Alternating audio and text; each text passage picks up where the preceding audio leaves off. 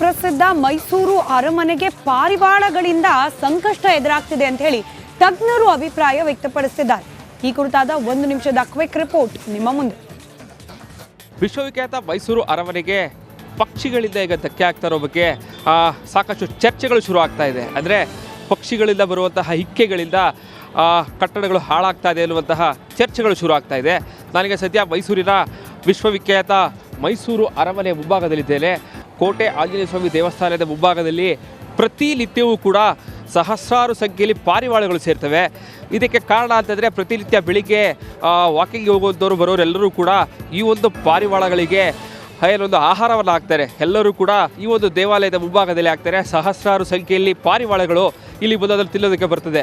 ಗ್ರಾನೈಟ್ಗಳಿರ್ಬೋದು, ಟೈಲ್ಸ್ಗಳಿರ್ಬೋದು, ಪ್ರತಿಯೊಂದಕ್ಕೂ ಕೂಡ ಧಕ್ಕೆ ಆಗುತ್ತೆ. ಅಂದರೆ ಆ ಒಂದು ಹಿಕ್ಕೆಗಳಲ್ಲಿ ಒಂದು ವಿಷಕಾರಿಯಾದಂತಹ ಅಂಶ ಇದೆ. ಸೊ ಹೀಗಾಗಿ ಪಕ್ಷಿಗಳಿಗೆ ಆಹಾರ ಹಾಕೋದನ್ನು ನಿಲ್ಲಿಸಬೇಕು, ಇಲ್ಲ ಅಂತಂದರೆ ಮುಂದಿನ ದಿನಗಳಲ್ಲಿ ಇದರ ಬಗ್ಗೆ ದೊಡ್ಡ ಮಟ್ಟದಲ್ಲಿ ಹೋರಾಟವನ್ನು ಮಾಡ್ತೀವಿ ಅಂತೇಳಿ ಈಗಾಗಲೇ ರಾಜಕಾರಣಿಗಳಿರ್ಬೋದು ಎಲ್ಲರೂ ಕೂಡ ಸಾಕಷ್ಟು ಎಚ್ಚರಿಕೆಯನ್ನು ಕೊಡ್ತಾ ಇದ್ದಾರೆ. ಕ್ಯಾಮ್ರಾ ಪರ್ಸನ್ ಸಚಿನ್ ಜೊತೆಗೆ ವಿನೋದ್ ಪುಡವರಳ್ಳಿ, ರಿಪಬ್ಲಿಕ್ ಕನ್ನಡ, ಮೈಸೂರು.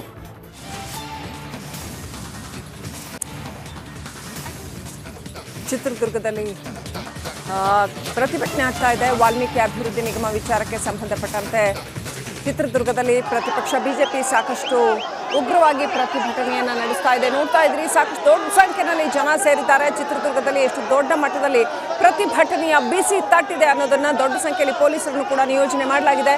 ಆದರೂ ಕೂಡ ಚಿತ್ರದುರ್ಗದಲ್ಲಿ ಉಗ್ರವಾಗಿ ಬಿಜೆಪಿ ಪ್ರತಿಭಟನೆಯನ್ನು ನಡೆಸ್ತಾ ಇದೆ. ಸರ್ಕಾರದ ವಿರುದ್ಧ ಪ್ರೊಟೆಸ್ಟ್ ನಡೆಸ್ತಾ ಇದೆ. ವಾಲ್ಮೀಕಿ ಅಭಿವೃದ್ಧಿ ನಿಗಮ ಹಗರಣದಲ್ಲಿ ನ್ಯಾಯ ಸಿಕ್ಕಿಲ್ಲ ಅನ್ನುವಂಥದ್ದು ಆಲ್ರೆಡಿ ಒಂದು ಆತ್ಮಹತ್ಯೆ ಕೂಡ ಅದರಲ್ಲಿ ನಡೆದಿದೆ. ಒಂದು ಸಾವು ಸಂಭವಿಸಿದೆ, ಗೊತ್ತಿಲ್ಲ ಅದು ಏನು ಅಂತ. ಒಂದು ಸಾವು ಸಂಭವಿಸಿದೆ ಅಂತ ಮಾತ್ರ ಹೇಳ್ಬೋದು. ಆ ಪ್ರಕರಣದಲ್ಲಿ ಚಂದ್ರಶೇಖರನ್ ಶಿವಮೊಗ್ಗದಲ್ಲಿ ಸಂಭವಿಸಿರ್ತಕ್ಕಂಥ ಅಧಿಕಾರಿಯ ಸಾವು ಜೊತೆಗೆ ಇನ್ನೂ ಹಗರಣದ ಸಾಕಷ್ಟು ಆಯಾಮಗಳು ಹಾಗೆ ಬಾಕಿ ಉಳಿದಿವೆ. ಎಲ್ಲೊಂದು ಕಡೆ ಸರಿಯಾಗಿ ತನಿಖೆ ಆಗ್ತಾ ಇಲ್ಲ. ಈ ಪ್ರಕರಣದಲ್ಲಿ ಜನರ ಹಣ ದುರ್ಬಳಕೆ ಆಗಿದೆ ಅನ್ನುವಂಥದ್ದು. ವಿಜಯೇಂದ್ರ ನೇತೃತ್ವದಲ್ಲಿ ಚಿತ್ರದುರ್ಗದಲ್ಲಿ ಬಿಜೆಪಿ ರಣಕಹಳೆಯನ್ನ ಮೊಳಗಿಸಿದೆ ಪ್ರತಿಭಟನೆಯ ಮುಖಾಂತರ. ದೊಡ್ಡ ಸಂಖ್ಯೆಯಲ್ಲಿ ಬಿಜೆಪಿ ಕಾರ್ಯಕರ್ತರು ಸೇರಿದ್ದಾರೆ. ಯಾಕಂದ್ರೆ ಬಿಜೆಪಿ ರಾಜ್ಯಾಧ್ಯಕ್ಷ ಖುದ್ದಾಗಿ ವಿಜಯೇಂದ್ರ ಅವರೇ ಹೋಗಿ ನಿಂತು ಅಲ್ಲಿ ಪ್ರತಿಭಟನೆಯನ್ನ ಮುನ್ನಡೆಸ್ತಾ ಇದ್ದಾರೆ. ಹಾಗಾಗಿ ಸರ್ಕಾರದ ವಿರುದ್ಧ ದೊಡ್ಡ ಮಟ್ಟದಲ್ಲಿ ಬಿಜೆಪಿ ರಣಕಹಳೆಯನ್ನ ಮೊಳಗಿಸಿದೆ. ವಾಲ್ಮೀಕಿ ಅಭಿವೃದ್ಧಿ ನಿಗಮ ಹಗರಣದ ಕುರಿತಾಗಿ SIT ರಚನೆ ಮಾಡ್ತು. ಅದರ ನಂತರದಲ್ಲಿ ಕ್ಷಿಪ್ರ ಬೆಳವಣಿಗೆಗಳೇನೂ ಆಗಲಿಲ್ಲ, ಕ್ಷಿಪ್ರವಾದಂಥ ತನಿಖೆ ಏನೂ ಆಗಲಿಲ್ಲ.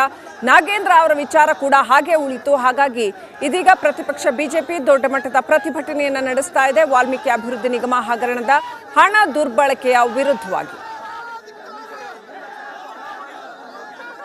ರಿಪಬ್ಲಿಕ್ ಕನ್ನಡ ಈ ಕುರಿತಾಗಿ ಸಾಕಷ್ಟು ವರದಿಯನ್ನ ಮಾಡಿತ್ತು. ಹೇಗೆಲ್ಲ ಇಡೀ ಪ್ರಕರಣ ಬೆಳಕಿಗೆ ಬಂತು ಅನ್ನುವಂಥದ್ದು. ಇನ್ಫ್ಯಾಕ್ಟ್ ಮೊದಲು ಇದನ್ನ ಫಾಲೋ